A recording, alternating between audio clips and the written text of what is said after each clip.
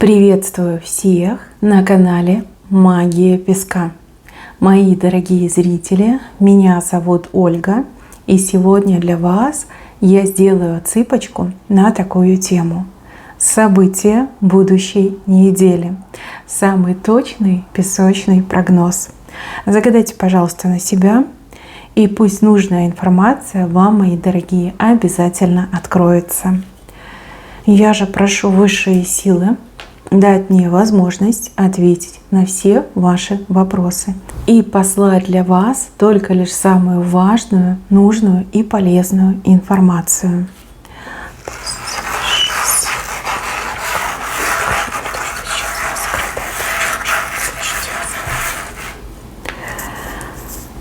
Так, вы чему-то радоваться очень сильно будете. Смотрите, как вы стоите, руки прям к небу вот так ручки сделали и радуетесь, как ребенок. Что-то случится, как галочку в чем-то поставите, как конец каким-то испытаниям, проблемам. Может быть, какие-то неприятности закончатся, либо проблемы какие-то решатся. Так будете радоваться, давно вы так не радовались. Тут даже люди смотрят душевно за вас, переживают, сочувствуют, думают, ну надо же, что у человека такое случилось, что человек так радуется, как ребенок. Приятные эмоции, приятные впечатления, и вообще вот галочка как конец чего-то тяжелого, плохого, либо конец вашим проблемам. Может быть, сейчас, да, последние несколько дней, недель вы безуспешно пытались решить какую-то проблему, либо улучшить свое текущее положение дел, а у вас прям не получалось, либо вам очень тяжело это давалось. А вот на будущей неделе все решится, и вы будете очень рады и очень довольны. Дальше мне показывают человека, который из ловушки вылазит. Это даже не ловушка, а какой-то капкан. Как будто бы у человека нога туда попала. И человек из нее выбирается, из этой ловушки, из этого капкана. Человек... Но это не вы, сразу говорю. Это кто-то, кого вы знаете. Еще мне идет, что человек то ли вам не рассказывал о своем патовом состоянии, либо человек далеко от вас находится. Вот мне идет, что вы всю правду узнаете. Знаете, как заочно испугаетесь, разволнуетесь, но потом поймете, что уже все хорошо. Человека этого будете очень сильно ругать. Ругать за то, что скрывала, либо о том, что в трудную минуту вас не позвали, либо от вас скрыли, да, вы не осведомлены были об этом. Но, с другой стороны, и поругаете, и пожалеете, и порадуетесь за этого человека. Ну вот все хорошо будет. Да, конечно, вот знаете, как послевкусие, да, страх послевкусия идет. Так, еще у вас огонек горит. Здесь вот этот огонек какой-то мужчина как бревнышки подкладывает. Ему очень хочется этим огоньком вас согреть. Ну, летом, скорее всего, это не очень актуально, да, греться, и так жара. А с другой стороны, мне кажется, что это вот как-то касается интимной жизни, интимных отношений, да, между людьми, между мужчиной и женщиной.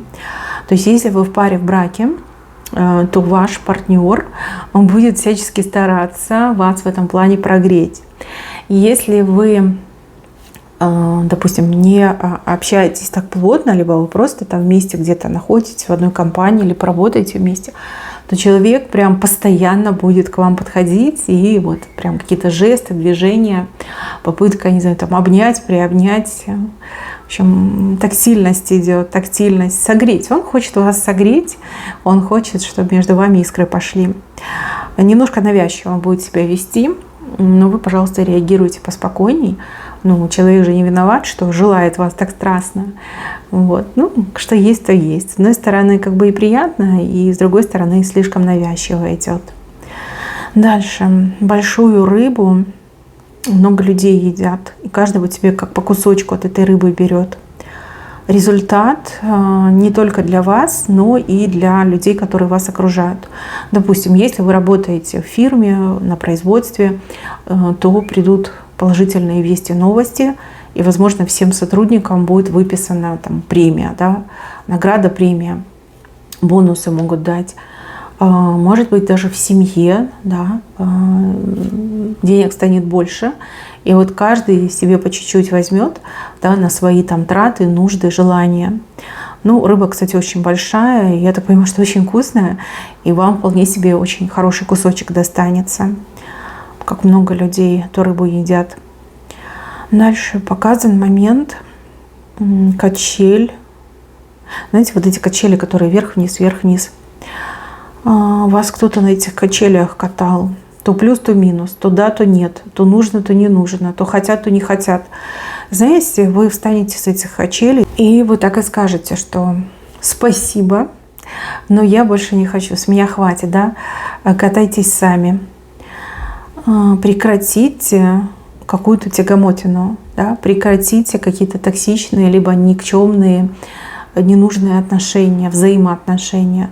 Может быть, вам человек что-то обещает и говорит, вот я для тебя сделаю, да, либо тебе сделаю, либо я тебе помогу, либо я тебя там проведу. И тут же говорит, о нет, сегодня не получится, давай завтра. Наступает завтра, человек говорит, о нет, сегодня не получится, давай там послезавтра. В общем, катал вас на качели. Человек неблагонадежный, и человек то ли врал вам в лицо, то ли человек такой сам по себе очень рассеянный, безответственный. Но вы с этих качелей встаете и кататься точно больше не будете. Вы будете искать другой способ достичь желаемого, либо обрести желаемое. Дальше джинна показывают. Джин. Какая-то мелкая неприятность, но джин небольшой, но он в ноги вам кидается. Какая-то мелкая неприятность может произойти. Джин — это, я вам так скажу, происки негатива. У очень чувствительных людей вы прям негатив почувствуете.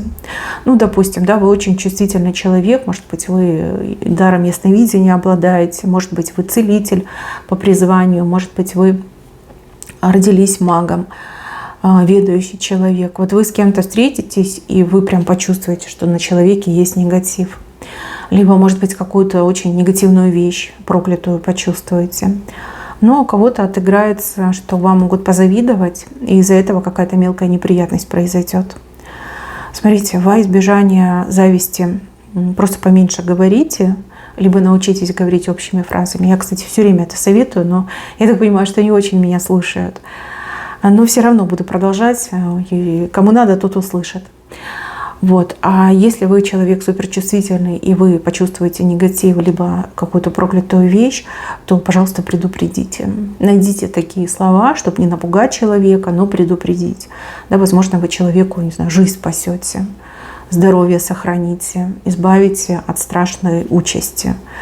Вот. Если что-то потом с этим человеком случится, вы же себя потом будете мучать, вы же не сможете себе это простить. Поэтому молчать не надо. Даже если кто-то над вами посмеется и скажет, там, ерунду несешь, все равно скажите.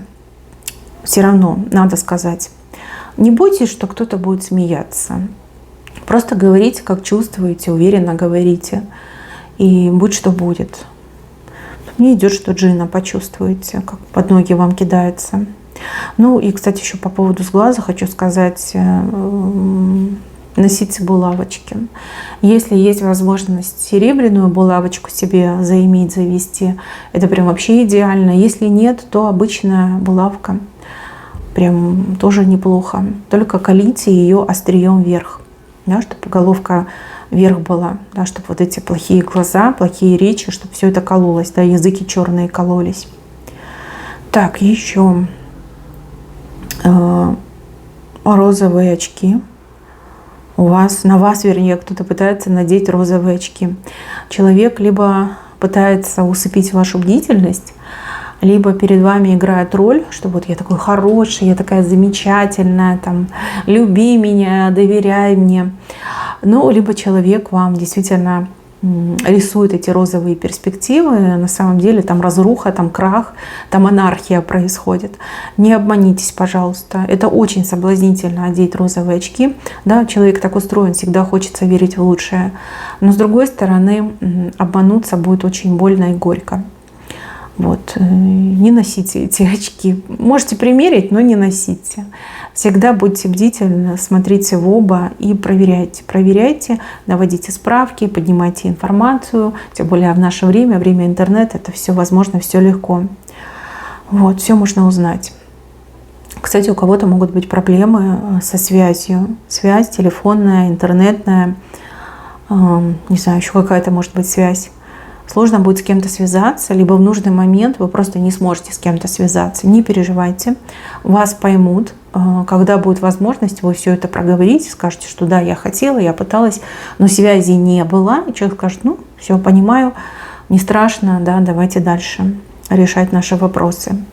Вот, не бойтесь потом, после какого-то времени, когда связь появится, опять созвониться, либо списаться. Поверьте, вас поймут. Никто не будет против вас настроен. А то, знаете, можете сказать, ой, может, не надо уже, да, раз я обещала и не смогла дозвониться, либо списаться не смогла, то и не надо. Так не думайте. Так не надо думать.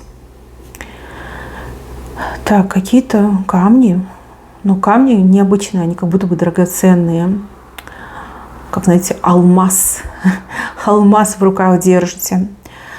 Вам какая-то вещица попадет в руки, но она не броская, да? Не знаю, с чем сравнить. Давайте сравним с блошиным рынком, да? Вот знаете, там всякое старье продает, там антиквариат, просто то, что уже никому не нужно. И вот иногда на этих блошиных рынках продают уникальные вещи. Люди, которые в этом не разбираются, они просто хотят хоть какую-то копеечку заработать, и они вот выставляют этот товар, он уникальный, и знатоки очень часто посещают такие рынки и приобретают нечто невероятное, раритетное, супердорогое. Вот и у вас идет такая картинка, что у вас в руках огромный камень, на самом деле это алмаз. То есть если его обработать, то это будет прям шикарный бриллиант, дорогущий бриллиант. Хотя и алмазы не дешевые, но просто когда он не обработанный и называется алмаз, он не очень красивый. И его очень легко перепутать просто с обычным камнем, да, там, недорогим камнем. Вот, я вижу, что у вас в руках будет алмаз. Не судите по внешним признакам. Старайтесь разбираться, старайтесь включать свою интуицию на полную. Это может касаться каких-то вещей, покупок, приобретений. И также это может касаться новых людей. То есть вы можете познакомиться с человеком, который прям алмаз неограненный. Человек очень скромно выглядит, очень скромно себя ведет, а кажется, что это человек прям супер, не знаю, известный, знаменитый, богатый, сильный мира сего. Просто скромный человек. Да? Не судите по внешним признакам. Старайтесь смотреть вглубь. Да, у вас в руках алмаз будет. Не упустите. Не упустите этот шанс, не упустите возможность. Либо что-то очень выгодно приобрести и на этом разбогатеть, либо с кем-то очень крутым познакомиться. И с таким знакомым, с такими связями вы очень далеко можете пойти. Дальше мне показывают семью. В семье как будто бы накаленная обстановка, но как будто бы вам это подкинули. Извините, но скажу так. Возможно, жену против мужа настроили, настропалили. Может быть, мужа против жены настропалили. Может быть, кто-то решил вас поссорить и, например, ребенка вашего подставили, и вы начинаете ругаться. Вам подкинули неприятность. Пожалуйста, не будьте жертвами этой провокации. И все-таки вспоминайте, да, зачем вы вместе, что вы семья, что вы друг друга любите, что вы друг для друга самые родные люди. Неприятности приходят и уходят, а вы есть у друг друга. И так должно продолжаться дальше. Может быть, усталость, да, жизнь непростая, много стресса в жизни. Иногда нервы рвутся просто как струны. Пожалуйста, берегите свой уют, берегите свою семью. И не надо ругаться. Не надо. Вы родные люди, ругаться не надо. А неприятность вам подкинули. Мне так идет. Кто-то кого-то накрутил. Так, еще я вижу, что вы хлеб получаете. Вам кто-то на вытянутых руках дает прям хлеб. Для вас это будет неожиданно, но с другой стороны заслуженно. Хлеб – это награда. Хлеб – это очень хорошее, сытное приглашение. Денежное приглашение может быть. Человек знает, что делает, и я даже больше вам скажу, вы достойны гораздо большего. Либо у человека в наличии только этот хлеб, либо человек, может, решил немножко схитрить. Да? Вам будут предлагать, берите и не сомневайтесь, вы заслужили. Это должно быть вашим, этот хлеб должен быть вашим. Еще вижу у вас двух маленьких божьих коровок. Одна у вас под буквой «Р» бегает. Ну, это работа. Все, что связано с работой, вас ждет удача, потому что божья коровка, она есть олицетворение удачи.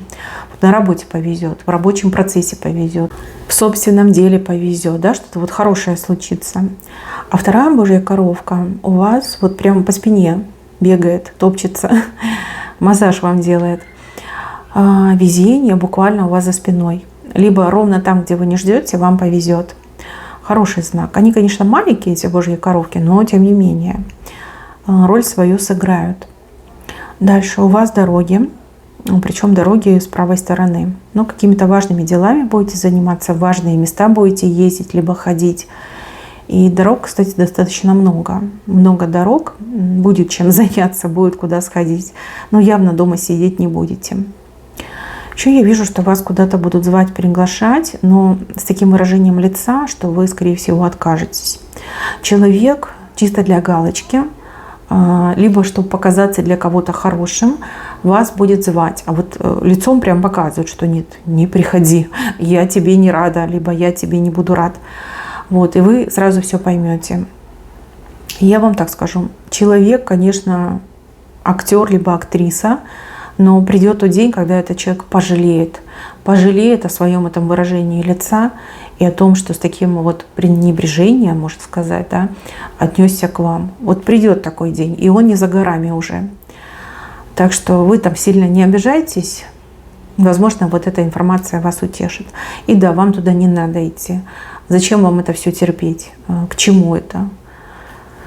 Пусть они там сами на своем тухлом празднике веселятся, хотя там веселья особого не будет. Но этот человек очень пожалеет, локти себе еще будет кусать. Дальше. Перед вами кто-то плащ открывает. Знаете, как снимает плащ. Человек признается в каком-то секрете, в какой-то тайне. Либо человек какую-то правду про себя расскажет. Не то, чтобы вы в этом нуждались, но, скорее всего, у вас были подозрения, сомнения. Ну, вот как сердце чувствовало, да, что что-то не так. И человек вам все расскажет. Информация достаточно тяжелая. И вот мне идет, что у вас будет такая вот, ну, бессонная ночь, можно сказать, что вы будете сидеть и думать, как так, да, какая у человека тяжелая ситуация, либо тяжелая несправедливая жизнь. Прям так, знаете, сочувствовать будете. А кто-то даже и поплакать сможет, да, потому что, ну, так будет жаль вам этого человека, и вы просто не сможете спокойно к этому отнестись. С одной стороны, человек снял плащ, значит, вам доверяет, а с другой стороны, ну, это тяжело, да, узнать эту правду, это все-таки тяжело. Так, еще у вас я вижу каких-то зверей, ну, какие-то мелкие звери, люди как звери, вас судьба занесет в какое-то место, где люди ведут себя как звери. Ну, типа, кто сильнее, тот и царь, да, тот все из себя и получает. А на самом деле вам очень это не понравится, вы будете просто шокированы. Вы не думали, что в наше время современных этих технологий, да, космических технологий, люди могут вести себя вот так по-дикому. Ну, что есть, то есть. Есть в этом какой-то смысл. Вы зачем-то это увидели. Я не могу сказать, зачем. Я думаю, что вы сами поймете, зачем. Может быть, вы там жаловались, что у вас там жизнь тяжелая, либо еще что-то там, дети непослушные. Но когда вы увидите это зрелище, вы скажете: ой, нет, забираю свои слова обратно. У меня самые лучшие, самые послушные дети по сравнению с этими зверями. Ну, как-то так мне идет. Как вы увидите разницу, как граница между черным и белым. Вот как-то так идет. Так, еще музыка. Но музыка неприятная, наоборот, раздражающая. Кто-то вам будет делать нервы, слушая какую-то раздражающую вас музыку. Может быть, соседи там что-то будут слушать. Может быть, музицировать начнут. Может быть, какая-то музыка слишком громкая, либо, ну, не в вашем вкусе. И вам придется терпеть, потому что другого выхода нет. Может, там кто-то в машине будет сидеть, слушать эту музыку среди ночи. И вы понимаете, что вы женщина, да, куда вы пойдете по ночи? Темно и непонятно, кто слушает, да, может, там вообще какие-то люди неадекватные. И даже придется как-то немножко потерпеть. Голова может после этого болеть. И вот еще вижу рядом с вами ангела, и ангел буквально вас вот за руку ведет. Ваш ангел-хранитель, либо просто небесный ангел. Вот ведет вас за руку туда, где вам нужно оказаться. Туда, где вы можете, не знаю, кому-то помочь, кого-то защитить. Либо туда, где вы можете что-то обрести вот для себя как награду. Какие-то странные мысли у вас будут в голове. И вы так прям, знаете, думаете одно, а делаете другое. Либо говорите одно, а делаете другое. Вот как-то так у вас будет. Немножко вас это удивит, и вы скажете: да что со мной, что это, деменция, либо что, я схожу с ума. На самом деле именно так проявляется воля ангелов. Ну, буквально за руку ведут. Ведут туда, где вы можете себя реализовать, кому-то помочь, либо туда, где вам будет хорошо, где вы можете что-то обрести. Не пугайтесь, с вами все хорошо, с вашим менталом все отлично. Просто вот ангелы за вас взялись, ангелы вам таким образом помогают. Так, мои хорошие, на этом у меня все. Берегите себя. Всем спасибо за внимание. Всем пока-пока.